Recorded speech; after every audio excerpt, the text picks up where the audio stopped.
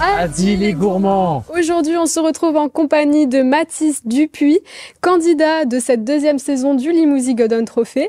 Mathis, tu as été sélectionné en demi-finale. Les demi-finales auront lieu, je le rappelle, le 22 mars, avec pour thématique le goûter du chapelier fou.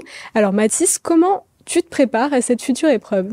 Déjà, je me prépare mentalement et physiquement pour l'épreuve, pour faire le goûter du chapelier fou. Pas trop stressé? Non, ça va. Bon. Dorian, est-ce que tu peux nous expliquer comment vont se passer ces demi-finales? Alors, les demi-finales, sur la même base que les quarts de finale, ils ont une thématique qui est imposée. Donc, comme il l'a dit, c'est réaliser un goûter pour le chapelier fou. Donc, ils auront à faire une boisson chaude au choix et 2 milliardises. Donc, une milliardise qui portera sur la thématique de la tartelette, du chou, de la mousse, etc. Et une thématique sur tout ce qui est biscuits secs. Donc, on va sur du cookie, du brownie, des sablés, etc. Donc, voilà comment vont se dérouler ces demi-finales, en sachant que les demi-finales, calendrier oblige, se dérouleront pendant les journées portes ouvertes du CMA Formation. Donc, ce qui fait que ça leur donnera un petit avant-goût du public, puisqu'ils seront observés des visiteurs qui viendront visiter le CMA Formation. Ça va, pas trop la pression, l'observation? Non, ça va. L'épreuve dernière m'a un peu appris à comment faire et à comment gérer mon temps.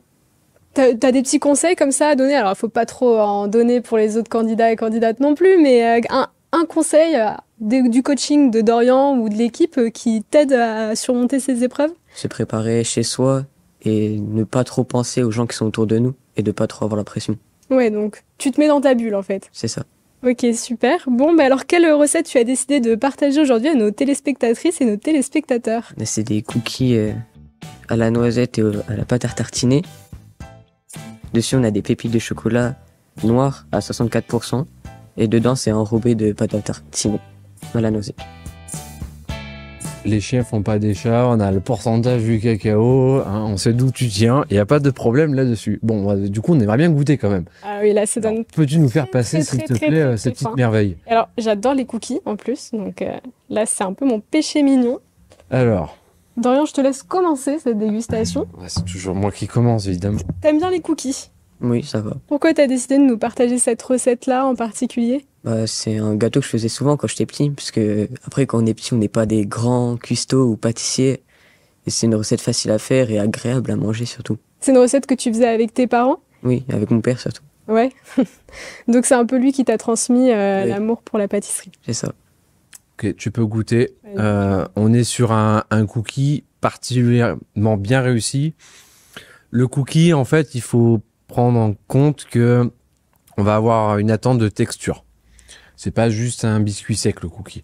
Le cookie, on va aller rechercher surtout sur une épaisseur comme celle-ci, quelque chose qui est bien croustillant à l'extérieur, ce qu'on a actuellement, et bien moelleux à l'intérieur, donc ne pas trop surcuire. Et là, je dois dire qu'avec le petit cœur en plus, pâte à tartiner, c'est pari gagné. On a un très beau gâteau sec qui va très bien dans une vitrine. Là, il n'y a rien à redire. Si toutes les boulangeries en faisaient autant, on serait pas mal lotis. En tout cas, je suis d'accord avec tout ce qu'a dit Dorian. Bon, je peux pas vraiment être en désaccord avec ça, vu que tu es quand même très très bon dans la technique. Mais pour ma part, ce que j'aime super, vraiment trop bien dans ce cookie-là, c'est les petites noisettes. Moi, j'ai plutôt l'habitude de les voir à l'intérieur. Et de les voir sur le dessus comme ça apporte une nouvelle façon de déguster le cookie, enfin en tout cas pour moi, et j'ai trouvé ça très agréable en bouche d'avoir ce petit craquant en plus.